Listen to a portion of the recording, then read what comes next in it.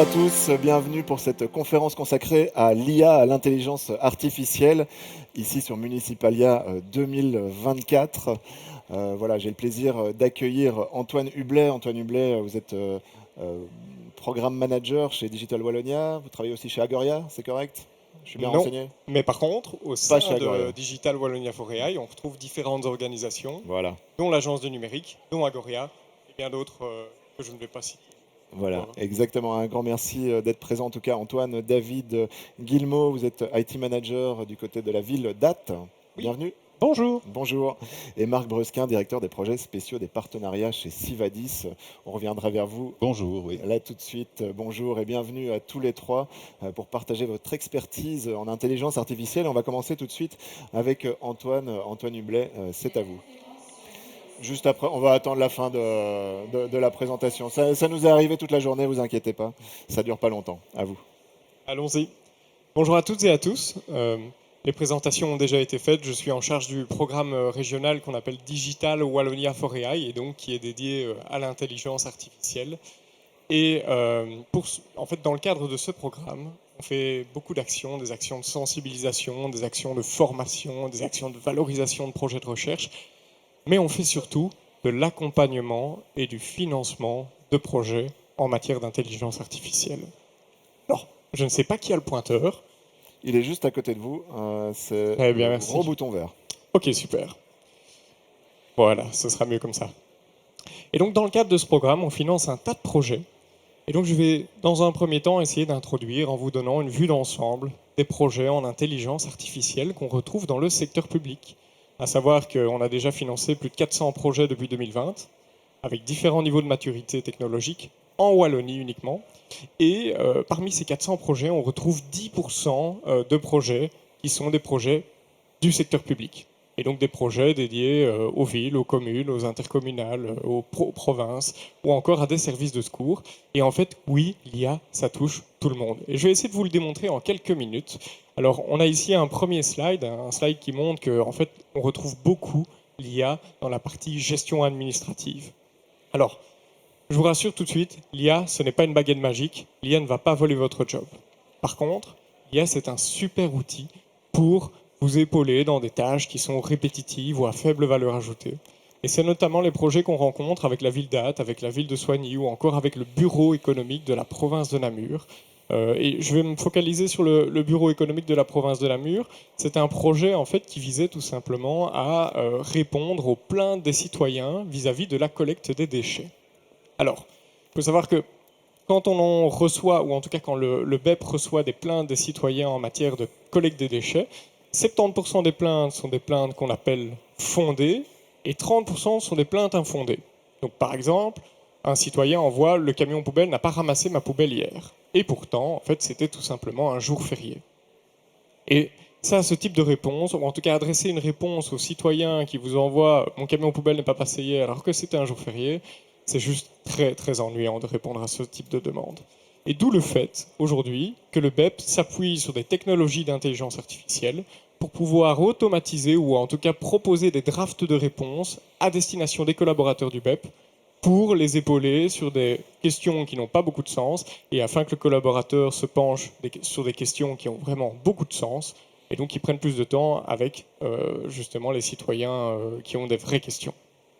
Et donc, on voit ici, c'est plutôt sur la partie interaction citoyenne, mais on le retrouve aussi pour l'IA peut vous aider à classer des emails, générer un draft d'email à nouveau, numériser des archives. C'est par exemple le cas lorsqu'on a des documents d'urbanisme qui en fait sont généralement sous format papier. On peut les numériser et ensuite on peut croiser ces données avec d'autres données et les exploiter. C'est très intéressant. Mais on retrouve aussi l'IA par exemple dans les zones de secours pour faciliter la rédaction de rapports, pour l'assistance aux interventions, et donc c'est une sorte de Google Maps spécialisé pour les services de secours, qui eux en fait doivent passer par les endroits où c'est embouteillé, parce qu'ils peuvent justement mettre les sirènes et traverser le centre-ville. Et ou encore, on a par exemple un projet ici, ou en tout cas un diagnostic qui a été réalisé avec la zone de secours du Brabant Wallon, qui a démontré que le projet le plus pertinent, c'était tout simplement de réaliser un chatbot qui informait les entreprises ou les organisations qui disposent de projets d'habitation, tout simplement pour les informer sur la manière dont ils doivent implémenter des règles de prévention d'incendie. Et en fait, les règles de prévention d'incendie, elles sont très complexes. Si on a un projet, on va dire, un habitat assez simple, ou si on a un habitat qui est plutôt un multi-habitat, on va dire ça comme ça, eh bien, dans ce cas-là, il y a vraiment des règles de prévention incendie qui sont très strictes, et l'IA peut être un formidable outil pour y répondre, et en tout cas pour informer le citoyen.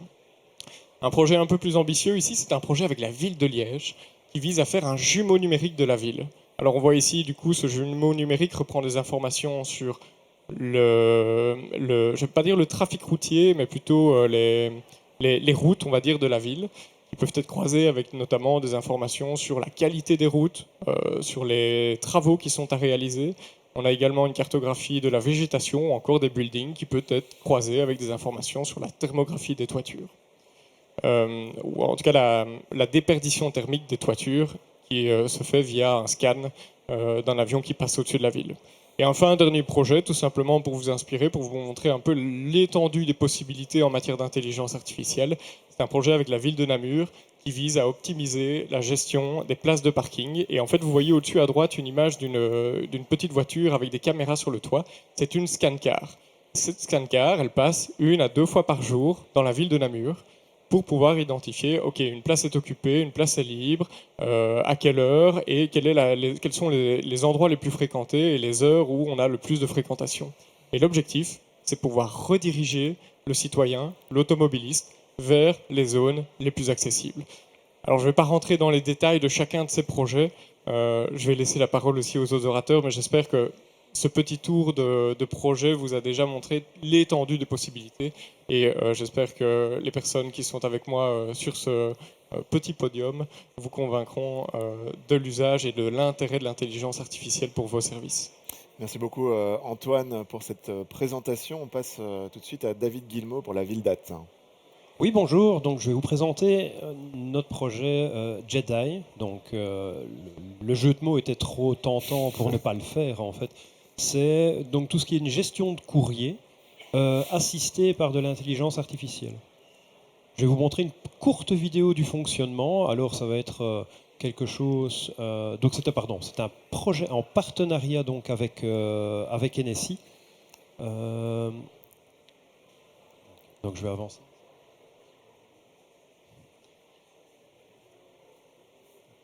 Ok, d'accord, ça va. Donc en fait, ici, je remonte simplement la partie qui est commune à tous les systèmes de gestion en fait de courrier entrant, qui est, on va scanner le courrier papier, on va l'indicater avec un code barre et on va l'envoyer après ça sur la plateforme de GED.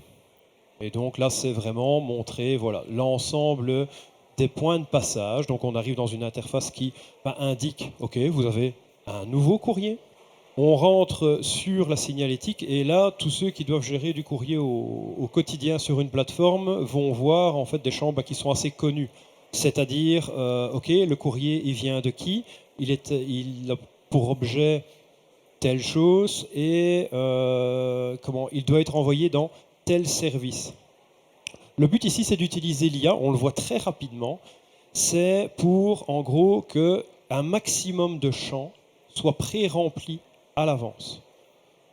Concrètement, là, en fait, vu que c'est des courriers, généralement, c'est envoyé à du personnel qui va regarder un petit peu très rapidement, va peut-être faire des petites coquilles, et surtout, à un moment, on va peut-être se poser la question, tiens, où elle est ma plus-value, où elle est ma valeur ajoutée dans le fait de scanner 5000 courriers, 6000 courriers, 7000 courriers par an. Ici, le but, c'est vraiment de dire, on a une pré-analyse en fait, du courrier pour remplir tous les champs qui sont nécessaires pour son bon classement. Et on a aussi la possibilité directement dans l'interface de dire, voilà, c'est propose-moi à la chat GPT, c'est propose-moi une réponse par rapport au courrier qui est fait, qui reprend l'expéditeur, qui reprend les références internes, qui reprend le layout de l'administration. Ici, c'est un partenariat avec NSI, c'est leur plateforme de démo, avec un suivi aussi de est-ce qu'il y a eu une modification dans le courrier qui a été envoyé ou pas. et la partie expédition. Ici, on l'envoie par email. Maintenant, tout ça est intégré à l'environnement Microsoft, en fait, et permet aussi, par exemple, un module de signature électronique. Donc, le but, c'est du début jusqu'à la fin, on a une plateforme qui gère la traçabilité et maintenant qui est un assistant pour remplir et pour mettre, je vais dire, la réelle valeur en fait du collaborateur en avant. Parce que avoir un collaborateur qui met juste des formules de politesse, quelle est la plus-value? Quelle est sa réelle valeur ajoutée? Et est-ce que c'est réellement, comment je vais dire, est-ce que c'est réellement ce qu'il a envie de faire de 8h du matin jusqu'à 5h au soir? Tandis qu'à un moment, on va lui demander son expertise dans son domaine. Ici, on a vu un courrier par rapport à l'énergie. Ça peut être au niveau de l'urbanisme, au niveau de la mobilité, l'état civil, et ainsi de suite.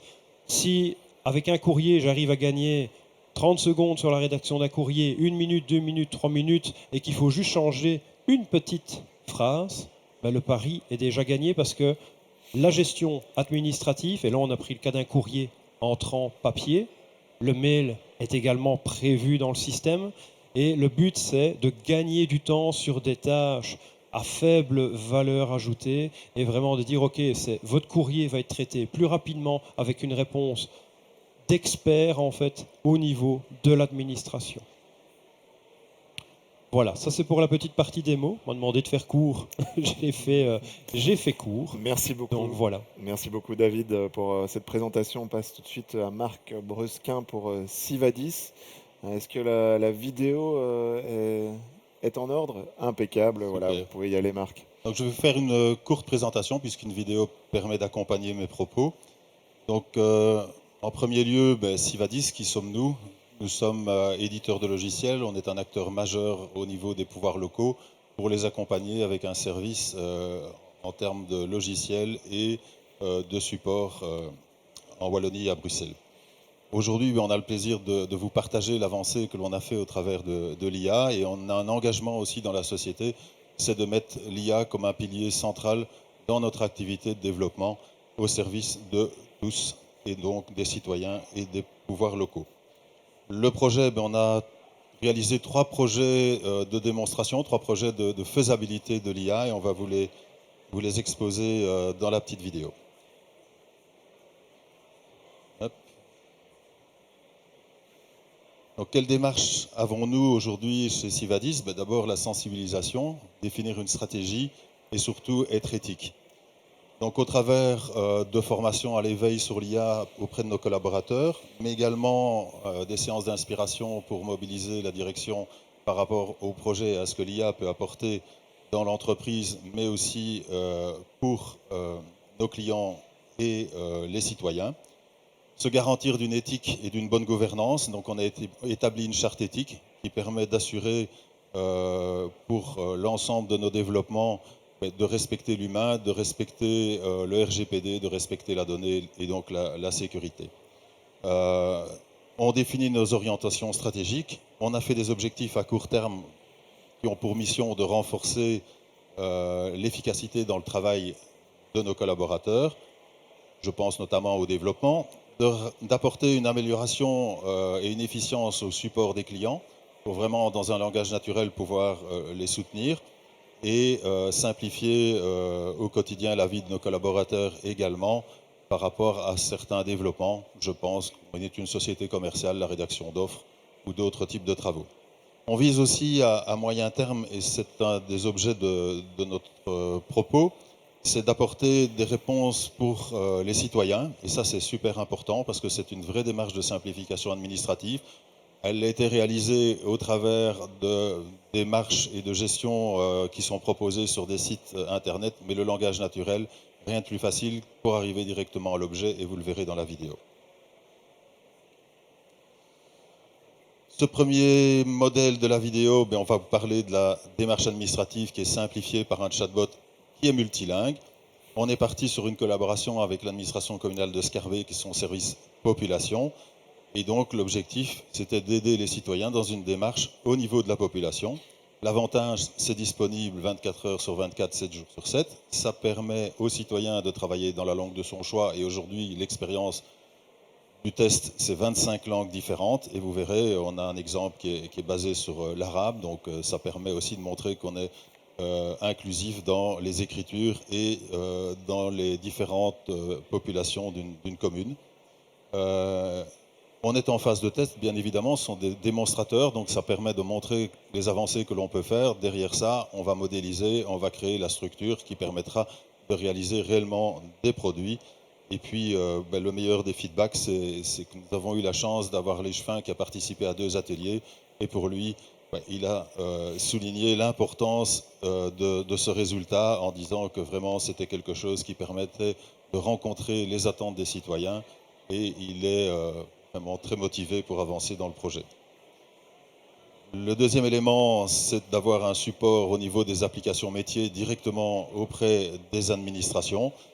On a participé avec la commune de Ramilly, l'équipe urbanisme, et donc là aussi, on a travaillé pour inclure un chatbot dans l'application qui permet, sur base des fiches descriptives de l'application, d'apporter un support direct en langage naturel. L'agent a une question, il la pose au chatbot et vous verrez, le système répond, propose également la fiche d'accompagnement si nécessaire pour documenter et soutenir l'agent de l'administration. Donc c'est vraiment un avantage de simplification d'accès à l'information et ça permet aussi indirectement d'alléger les temps d'attente pour un support, puisque quand on a ce genre de questions, on va vers l'extranet ou on va vers le support de Sivadis et on a, même avec un excellent SLA, on a toujours un temps d'attente. Je vous propose donc de passer sur la vidéo et vous allez voir, je pense qu'elle parle d'elle-même. Merci.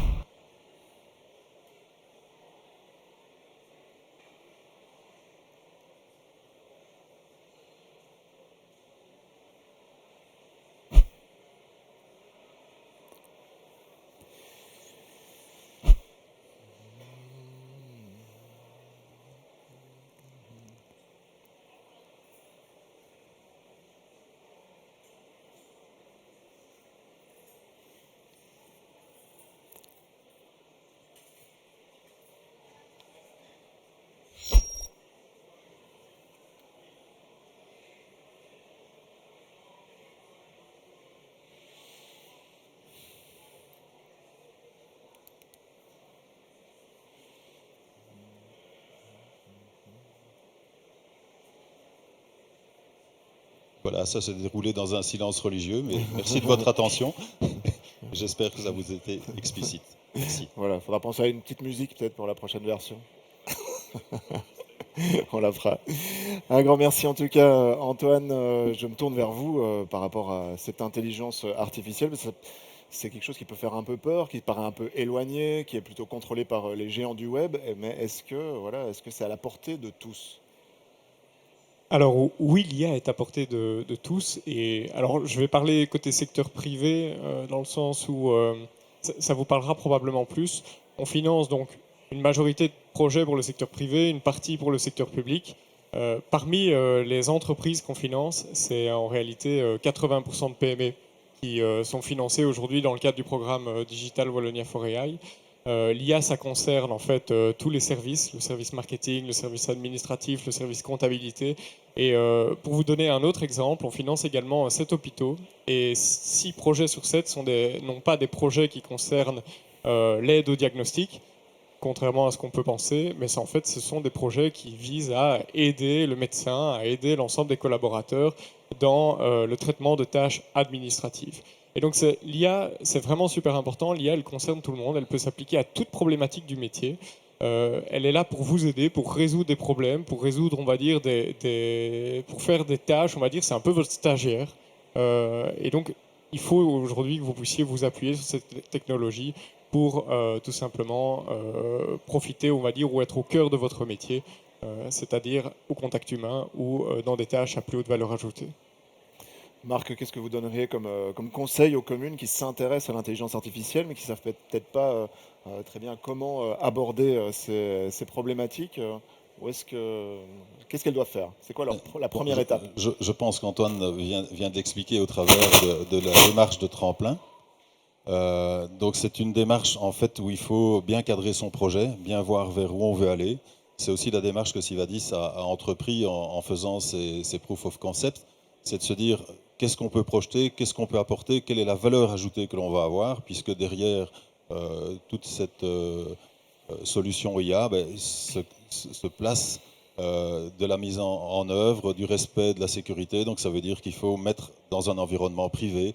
Ça veut dire qu'il faut aussi alimenter cette intelligence de la bonne information, puisque c'est grâce à l'information qui est alimentée, la manière dont on va prompter, c'est comme ça que l'on dit, donc on va guider pour dire quel est le persona qui se présente à lui ou à elle, cette IA, et permettre ainsi d'avoir des réponses que l'on va aussi valider avant de lancer vraiment un produit sur le marché.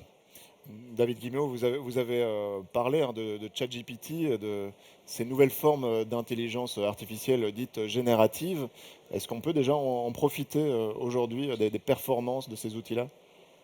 Oui, maintenant, on n'est plus face à une question ici maintenant en 2024 tiens, est-ce que l'IA est intéressante, est-ce qu'elle est accessible ou pas? Toutes les briques sont là.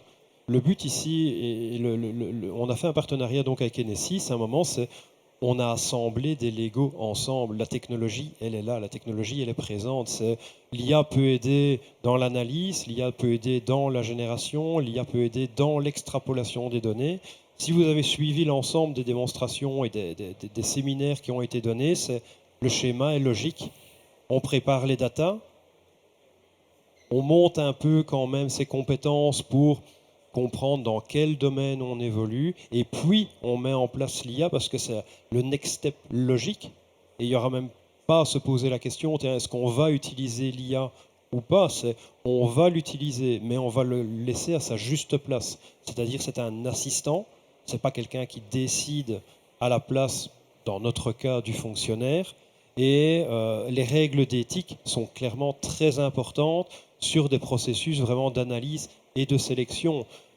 Le mot que je fais passer en interne par rapport à ça, parce qu'on a eu des peurs, la peur qu'Antoine a dit, l'IA va nous voler notre travail, c'est non, je vais le dire un peu crûment, si votre travail... Le travail du stagiaire apparemment. C'est un moment, si l'IA vous vole votre travail, c'est qu'à un moment, c'est votre travail, c'est juste de faire des accusés de réception, dans notre cas.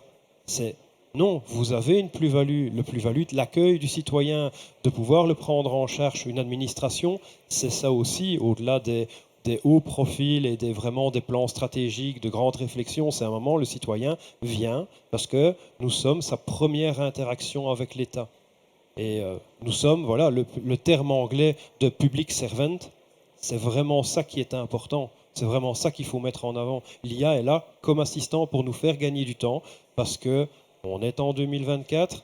Depuis 10 ans, nous on le voit, c'est notre métier d'informaticien a changé, mais les métiers de l'administration ont clairement changé, sont en train d'évoluer et on a un public qui est de plus en plus exigeant en termes de qualité de réponse et en termes de rapidité de réponse. Et il faut qu'on utilise absolument tout ce qui est possible parce qu'on a une pression financière, et ce n'est pas uniquement hâte, c'est dans tout le secteur public, on a une pression financière qui est telle qu'on ne peut pas commencer à se dire, bah, tiens, il me faut 10 personnes, ok, j'engage 10 personnes. C'est non, on va utiliser une IA pour nous aider sur les petites tâches, sur les tâches à faible valeur ajoutée, voire même peut-être sur de l'extrapolation ou de la concaténation de données, quoi. Vraiment, le but, c'est l'humain reste à la manette, reste en contrôle, et le politique fait ça aussi, prend ses décisions par rapport aux données qui sont générées et contrôlées à un moment par les experts métiers et qui sont générées par l'intelligence artificielle. Voilà, profiter de la technologie, des prouesses de l'intelligence artificielle. Antoine Hublet, qu'est-ce que vous avez comme message aujourd'hui aux communes? Il y a beaucoup de représentants des communes qui sont ici dans le public. Allez-y. Eh bien, si vous aussi, vous voulez vous lancer dans un projet en intelligence artificielle, c'est tout à fait faisable. Alors, j'aimais bien ce que David disait, vous êtes des experts métiers et vous avez besoin de vous épauler d'experts techniques. Ça, c'est une des premières problématiques qu'on rencontre en général, que ce soit du côté secteur public ou secteur privé. Donc, vous ne savez pas spécialement avec qui travailler, vous ne savez pas qui peut vous aider dans un projet en intelligence artificielle. Et donc, ça, c'est une première problématique. La seconde problématique, c'est que vous ne savez généralement pas par où démarrer. Vous ne savez pas où l'IA peut apporter le plus de valeur ajoutée, et c'est la raison pour laquelle on a lancé un dispositif que vous voyez à l'écran ici, qui s'appelle le Startia. Alors, c'est loin d'être un dispositif qui est neuf, puisqu'il existe depuis 2020, et depuis, on a déjà financé plus de 270 projets Startia dans le cadre du programme Digital Wallonia for AI. L'avantage de ce dispositif, c'est qu'il est extrêmement léger administrativement parlant. L'objectif, c'est de vous mettre en relation avec un prestataire de service, des prestataires qu'on labellise.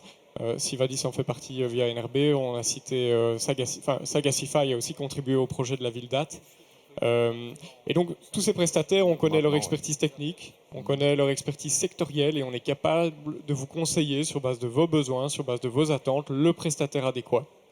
Et une fois qu'on vous a mis en relation avec eux, avec ce prestataire, l'objectif, c'est simplement que ce prestataire vous aide à identifier un plan d'action et quels sont les projets prioritaires, quels sont les projets quick win sur base de vos problématiques, sur base de vos données. Et ce dispositif, il finance totalement la mission, en tout cas Digital Wallonia for AI, et, enfin même l'agence du numérique dans le cadre du programme Digital Wallonia for AI, finance totalement la mission dans le cadre d'un Startia. Et donc, c'est une mission d'une valeur de 5 000 €, soit 40 heures de prestation par le prestataire de service.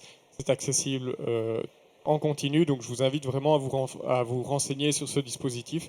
On a un taux de recommandation qui est énorme parce qu'en fait, vous n'avez rien à faire administrativement parlant. Vous complétez un formulaire de 15 minutes. On vous met en relation avec un prestataire idéal, voire vous faites votre choix parmi les prestataires éligibles.